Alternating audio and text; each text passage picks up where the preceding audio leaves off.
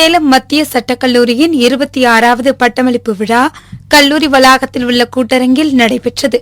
கல்லூரியின் தலைவர் சரவணன் தலைமையில் நடைபெற்ற இந்த விழாவில் உயர்நீதிமன்ற நீதிபதிகள் செந்தில்குமார் மற்றும் அருள் செல்வன் ஆகியோர் சிறப்பு அழைப்பாளர்களாக கலந்து கொண்டு சட்டம் படித்து முடித்த 250 மாணவ மாணவிகளுக்கு பட்டம் வழங்கி வாழ்த்து தெரிவித்தனர்.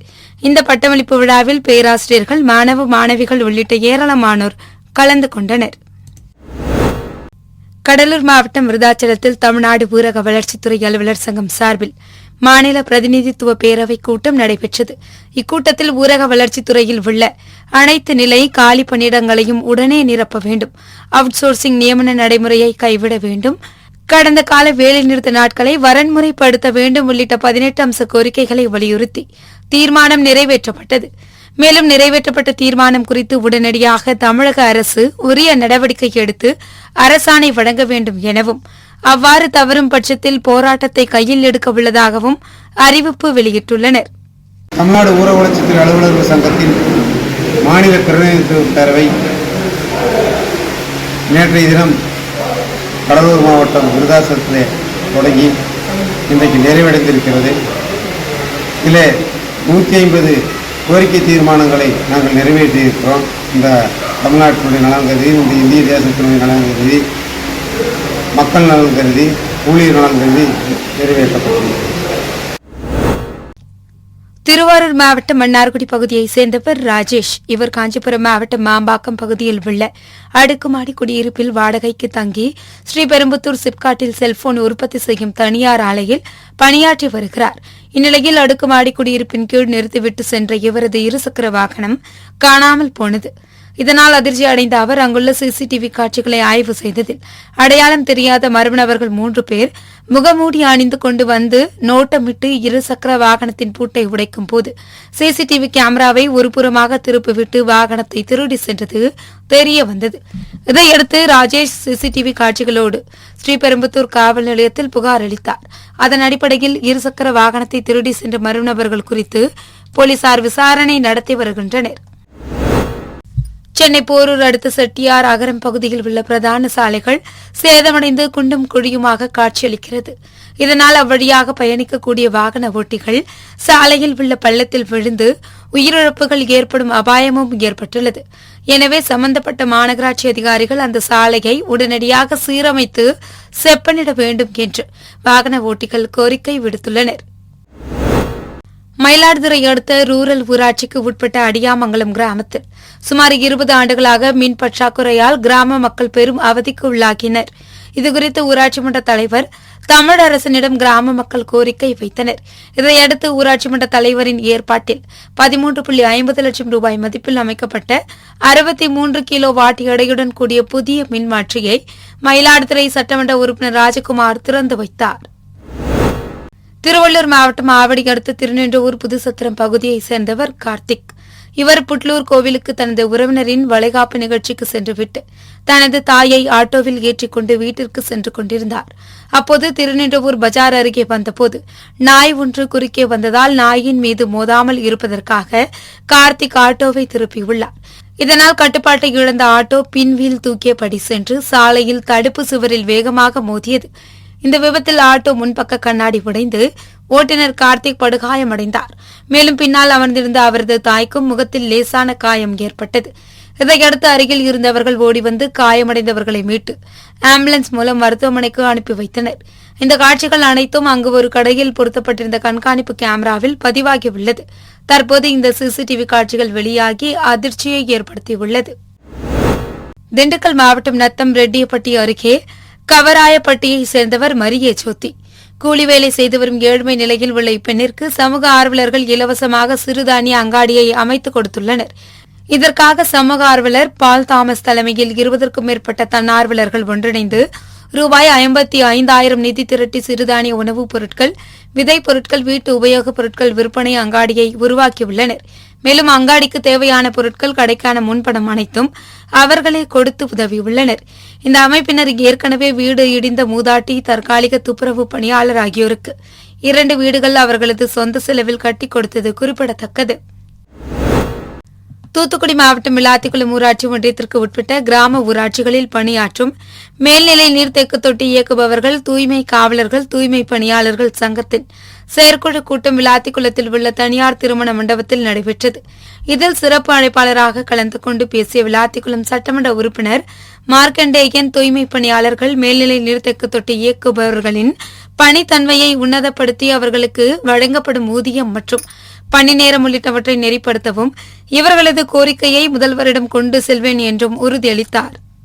கிராம ஊராட்சிகளில் பணியாற்றி வருகின்ற தூய்மை காவலர்கள் மாத ஊதியத்தை ஊராட்சியில் வழங்க வேண்டும். தற்பொழுது அவர்கள் பிபிஆர்சி என்று சொல்லப்படுகிற அந்த ஏஜென்சி மூலம் பெற்று வருகிறார்கள். எனவே அவர்களின் ஊதியத்தை கிராம ஊராட்சியில் 10,000 மாதம் ஊதியம் வழங்கிட வேண்டும். தூய்மை பணியாளர்களுக்கு காலமுறை ஊதியம் வழங்கிட வேண்டும். குறைந்தபட்சம் அவர்கள் நகராட்சி, மாநகராட்சி பணியாளர்கள் போன்று அவர்களுக்கு ஊதியத்தை வழங்கிட வேண்டும். இந்த 3 கோரிக்கையை முன்வைத்து இன்றைக்கு விளாத்திக்குளம் ஒன்றியத்தில் சிறப்பானதொரு கூட்டம் நடைபெற்று வருகிறது. சேலம் மாவட்டம் எடப்பாடி அருகே வெள்ளாண்டி வலசையை சேர்ந்த விஜயன் என்பவர் தனியார் பேருந்து ஓட்டுநராக பணியாற்றி வருகிறார். இவர் சேலம் புதிய பேருந்து நிலையத்தில் இருந்து பயணிகளை ஏற்றிக்கொண்டு எடப்பாடிக்கு சென்று கொண்டிருந்தார். அப்போது அரியலூர் அருகே பேருந்து சென்றபோது பேருந்தின் முன்பக்க டயர் திடீரென வெடித்தது. இதனால் பேருந்து தாறுமாறாக ஓடிய சில வினாடிகளில் பேருந்தின் பின்பக்க சக்கரங்களின் அச்சு முறிந்து பின்பக்க சக்கரங்கள் பேருந்தில் இருந்து தனியாக கழன்று விழுந்தது. இதனால் பேருந்து பின்பக்க டயர் இல்லாமல் சிறிது தூரம் ஓடிய நிலையில் ஓட்டுநர் சாதுரியமாக செயல்பட்டு பேருந்தை நிறுத்தினார். பின்னர் தகவல் அறிந்து வந்த கொண்டாலம்பட்டி காவல்துறை பயணிகளை மீட்டு வேறு பேருந்தில் அவரவர் ஊர்களுக்கு அனுப்பி வைத்தனர். திருவண்ணாமலை மாவட்டம் வந்தவாசி அடுத்த புன்னை கிராமத்தை சேர்ந்தவர் மணி. இவர் தனக்கு சொந்தமான நிலத்தில் தனது பசுமாட்டை மேய்த்துக் கொண்டிருந்தார். அப்போது மாடுகளுக்கு இடையே தள்ளுமுள்ளு ஏற்பட்டது. இதில் இவரது பசுமாடு அங்குள்ள கிணற்றில் தவறி விழுந்தது. தண்ணீரில் தத்தளித்துக் கொண்டிருந்தது. அப்போது மணி அக்கம் பக்கத்தினர் உதவியுடன் பசுமாட்டை மீட்க முயற்சித்தும் முடியவில்லை. இதையடுத்து தீயணைப்பு நிலையத்திற்கு தகவல் தெரிவித்ததன் பேரில் சம்பவ இடத்திற்கு சென்ற தீயணைப்பு வீரர்கள் சுமார் 1 மணி நேர போராட்டத்திற்கு பிறகு பசுமாட்டை உயிருடன் மீட்டு உரிமையாளர் மணியிடம் ஒப்படைத்தனர்.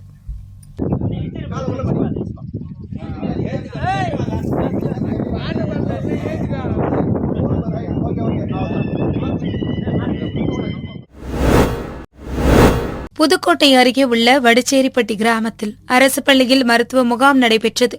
இம்முகாமை கந்தர்வக்கோட்டை சட்டமன்ற உறுப்பினர் சின்னதுரை, திமுகவின் மாவட்ட செயலாளர் செல்லப்பாண்டியன் ஆகியோர் துவக்கி வைத்தனர். இந்த முகாமில் சுற்றுவட்டார பகுதியில் இருந்து ஏராளமான பொதுமக்கள் கலந்து கொண்டு தங்களுடைய உடல்நிலை குறித்து பரிசோதனை மேற்கொண்டனர். இதனைத் தொடர்ந்து கர்ப்பிணி பெண்களுக்கு ஊட்டச்சத்து மிக்க பெட்டகம் வழங்கப்பட்டது. திண்டுக்கல் மாநகராட்சிக்கு உட்பட்ட ஆரோக்கிய மாதா தெரு, சந்தைப்பேட்டை, முத்தழகுப்பட்டி, ஆர்வி நகர், கருணாநிதி நகர் உள்ளிட்ட பல்வேறு பகுதிகளில் புதிதாக கட்டப்பட்ட அங்கன்வாடி மையங்கள், சமுதாய கூடம், சுகாதார வளாகம், நியாய விலைக் கடைகளை மக்கள் பயன்பாட்டிற்காக திறந்து வைக்கும் நிகழ்ச்சி நடைபெற்றது. மாவட்ட ஆட்சியர் பூங்கொடி தலைமையில் நடைபெற்ற இந்த நிகழ்ச்சியில் 2,18,00,000 ரூபாய் மதிப்பீட்டில் கட்டப்பட்ட முடிவுற்ற திட்டப் பணிகளை ஊரக வளர்ச்சித்துறை அமைச்சர் பெரியசாமி திறந்து வைத்தார். இதனைத் தொடர்ந்து பேசிய அவர், தமிழக அரசு சார்பில் செயல்படுத்தப்படும் திட்டங்களை பொதுமக்கள் நல்ல முறையில் பயன்படுத்தி தங்கள் வாழ்க்கை தரத்தை வளப்படுத்திக் கொள்ள வேண்டும் என்று கூறினார். திருவள்ளூர் மாவட்டம் கும்மிடிப்பூண்டி பகுதியைச் சேர்ந்தவர் பாலாஜி. இவர் திருமுல்லைவாயில், சோழம்பேடு, தாமரை நகரில் உள்ள மின்வாரிய அலுவலகத்தில் எலக்ட்ரீஷியனாக வேலை பார்த்து வந்தார். இந்நிலையில் திருமுல்லைவாயில் செந்தில் நகரில் மின்தடை ஏற்பட்டதால் அதனை சரி செய்ய வேண்டி பாலாஜி சம்பவ இடத்திற்கு சென்றுள்ளார். அப்போது ஏணியில் ஏற முயன்றபோது தவறி கீழே விழுந்ததில் தலையில் பலத்த காயம் ஏற்பட்டு மயக்கமடைந்தார். இதுகுறித்து பொதுமக்கள் அளித்த தகவலின் பெயரில் அங்கு சென்ற திருமுல்லைவாயில் போலீசார் பாலாஜியை மீட்டு அருகில் உள்ள தனியார் மருத்துவமனைக்கு முதலுதவி சிகிச்சைக்கு அனுப்பி வைத்தனர். பின்னர் மேல் சிகிச்சைக்காக கீழ்ப்பாக்கம் அரசு மருத்துவமனைக்கு பாலாஜி கொண்டு செல்லப்பட்ட நிலையில் அங்கு அவரை பரிசோதித்த மருத்துவர்கள் பாலாஜி ஏற்கனவே உயிரிழந்து விட்டதாக தெரிவித்துள்ளனர். இதையடுத்து அவரது உடலை பிரேத பரிசோதனைக்காக அனுப்பி வைத்து போலீசார் வழக்கு பதிவு செய்து விசாரணை மேற்கொண்டு வருகின்றனர்.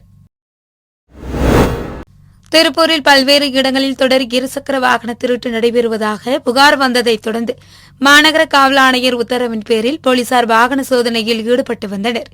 இந்நிலையில் கோல்டன் நகர் பகுதியில் போலீசார் வாகன தணிக்கையில் ஈடுபட்ட போது அவ்வழியாக இருசக்கர வாகனத்தில் வந்த இருவரை பிடித்து விசாரணை மேற்கொண்டனர்.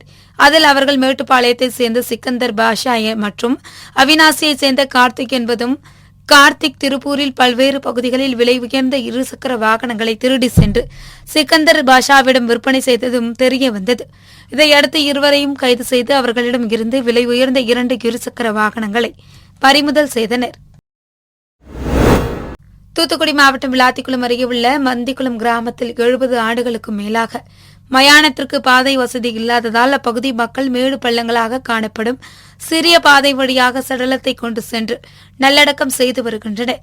இந்நிலையில் வயது முதிர்வு காரணமாக உயிரிழந்த தாசில் செட்டியார் என்பவரின் சடலத்தை உறவினர்கள் மற்றும் கிராமத்தினர் சேரும் சகதியுமாய் சூழ்ந்து காணப்பட்ட மோசமான பாதை வழியாக மயானத்திற்கு கொண்டு சென்று அடக்கம் செய்தனர். இந்நிலையில் கிராம மக்களின் சிரமத்தை உணர்ந்து மயானத்திற்கு முறையான சாலை வசதி ஏற்படுத்தி தர வேண்டும் என்று மாவட்ட ஆட்சியருக்கு கிராம மக்கள் கோரிக்கை விடுத்துள்ளனர். மையாடி பாதை இப்போ எனக்கு 75 வயசுக்கு மேலே ஆச்சு. இது வரைக்கும் சேரிங்க அதிகமாக தான் இருக்குது. அதுவும் பாடி இறந்து போச்சுன்னா இங்கே கொண்டு வரதுக்கு நாங்கள் ரொம்ப சிரமப்படுறோம். அதனால் இங்கே கூலி கேட்குறோம். நாங்களும் 10 வருஷம் மனு கொடுத்து பார்த்தோம், எதுவும் நடவடிக்கையும் எடுக்கலையா. அதனால் கொஞ்சம் பார்த்து கொடுத்து மலையாளி பாதை கொஞ்சம் சீரமைச்சு கொடுத்தா எல்லாருக்கும் பார்க்கும். நாங்களும் 10 வருஷமாக மனு கொடுத்து பார்க்க ஒன்றும் நடவடிக்கை இல்லையா. இதுக்கு முன்னால் 10-20 வருஷத்துக்கு முன்னால் ஒரு கான்ட்ராக்ட் பிடிச்சி 4 வண்டி மண்ணை அடி போட்டு அந்த வண்டி போய் விட்டான். அதுவும் எல்லாத்துக்கும் தெரியும். மலையாளி பாதைக்கு சீரமைச்சு அளவுல கான்ட்ராக்ட் எல்லாம் போட்டு அதை சாப்பிட்டு போயிட்டான். 2 வண்டி மண்ணை மட்டும் தட்டிட்டு. இதனால எங்களுக்கு எதுவும் ஒரு சகதியில தான் கொண்டு வரீங்களா? சகதியில தான் வரணும். வருஷமெல்லாம் இப்ப 75 வயசு ஆகுது. காலமெல்லாம் ரோல் போடா தான் இருக்கு தெரியுமா. அதனால குடியே மலையாளி பாதை நாங்க அங்க இருந்து செமந்துட்டு தான் வரோம். மழை டைம்ல என்ன செய்வீங்க? மழை டைம்ல எப்படி கொண்டு மழை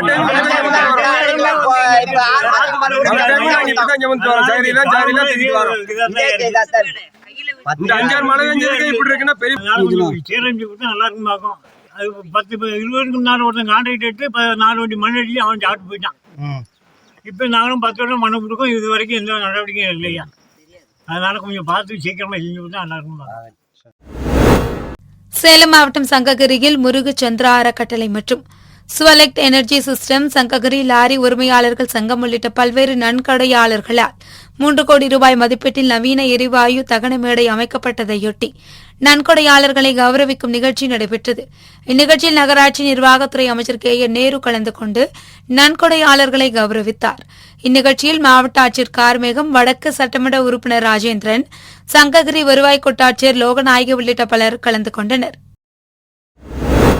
தூத்துக்குடி கடல் பகுதியில் பலத்த காற்று வீசியதால் மீனவர்கள் கடலுக்கு செல்லாமல் தங்கள் படகுகளை மீன்பிடி துறைமுகங்களில் நிறுத்தி வைத்துள்ளனர்.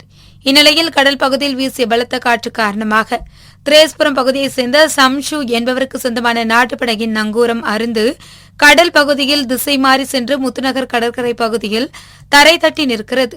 இதில் படகு செல்வதற்கு பயன்படும் இதழ்கள் மற்றும் படகின் ஓரப்பகுதிகள் என 3 லட்சம் ரூபாய் மதிப்பிலான பொருட்கள் சேதமடைந்துள்ளன. இதனைத் தொடர்ந்து முத்துநகர் கடற்கரை பகுதியில் தரை தட்டி நிற்கும் நாட்டு படகை மீட்கும் பணியில் மீனவர்கள் ஈடுபட்டுள்ளனர். மேலும் தமிழக அரசு தங்களுக்கு உரிய நிவாரணம் வழங்க வேண்டும் என்றும் மீனவர்கள் கோரிக்கை விடுத்துள்ளனர். சென்னை செங்குன்றம், நாராவரி குப்பம் பேரூராட்சி பகுதிகளில் மழை வெள்ளத்தால் பாதிக்கப்பட்ட மக்களுக்கு 4வது வார்டு உறுப்பினர் கார்த்திக் கோடீஸ்வரர் ஏற்பாட்டில் நிவாரணப் பொருட்கள் வழங்கும் நிகழ்ச்சி நடைபெற்றது. இதில் கூட்ட நெரிசலை தவிர்ப்பதற்கு பொதுமக்கள் அனைவரையும் நாற்காலியில் அமர வைத்து ஒருவர் பின் ஒருவராக 1000 பேருக்கு அரிசி, காய்கறி அடங்கிய நிவாரணப் பொருட்கள் வழங்கப்பட்டது. கடலூர் மாவட்டம் விருதாச்சலம் நகரத்தில் உள்ள பாலக்கரை பேருந்து நிழற்குடை மற்றும் நிழற்குடையில் அமர்வதற்காக வைக்கப்பட்ட இருக்கைகள் அனைத்தும் சேதமடைந்துள்ளது. இதனால் பேருந்திற்காக காத்து கிடக்கும் பயணிகள் அமர்வதற்கு இடமின்றி பல மணி நேரம் நின்று பேருந்தில் ஏறி செல்லும் அவல நிலை ஏற்பட்டுள்ளது. அது மட்டுமில்லாமல் பேருந்து நிழற்குடை சுகாதாரமற்ற முறையில் இருப்பதாலும் மழை நேரத்தில் நிற்கக்கூட இடமின்றி சிரமத்திற்கு உள்ளாவதாகவும் பயணிகள் புகார் கூறுகின்றனர். எனவே மாவட்ட நிர்வாகம் உடனடியாக நடவடிக்கை எடுத்து விருதாச்சலத்தில் முக்கிய பேருந்து நிறுத்தமாக செயல்படக்கூடிய பாலக்கரை நிழற்குடையை சீரமைத்து பயணிகள் அமர்வதற்கு இருக்கைகள் புதிதாக அமைக்க வேண்டும் என பயணிகள் கோரிக்கை வைத்துள்ளனர். நீலகிரி மாவட்டம் உதகை மற்றும் அதன் சுற்றுவட்டார பகுதிகளில் கடந்த சில நாட்களாக புலி, சிறுத்தை, காட்டெருமை உள்ளிட்ட வன விலங்குகளின் நடமாட்டம் நாளுக்கு நாள் அதிகரித்து வருகிறது. குறிப்பாக உதகை மாவட்ட ஆட்சியர் குடியிருப்பு, ரோஸ்மவுண்ட் உள்ளிட்ட சுற்றுலா பகுதிகளில் சிறுத்தைகள் நடமாட்டம் அதிகரித்து வருவதால் அப்பகுதி மக்கள் அச்சமடைந்துள்ளனர். இந்நிலையில் இரவு நேரங்களில் ரோஸ்மவுண்ட் குடியிருப்பு பகுதியில் சுமார் 6க்கும் மேற்பட்ட காட்டெருமைகள் கூட்டம் உலாவர துவங்கியுள்ளன. இதன் சிசிடிவி காட்சிகள் தற்போது வெளியாகியுள்ளதால் அப்பகுதி மக்கள் அச்சமடைந்துள்ள நிலையில் காட்டெருமைகள் கூட்டத்தினை கண்காணித்து அடர்ந்த வனப்பகுதிக்குள் வனத்துறையினர் விரட்ட நடவடிக்கை எடுக்க வேண்டும் என அப்பகுதி மக்கள் கோரிக்கை விடுத்துள்ளனர்.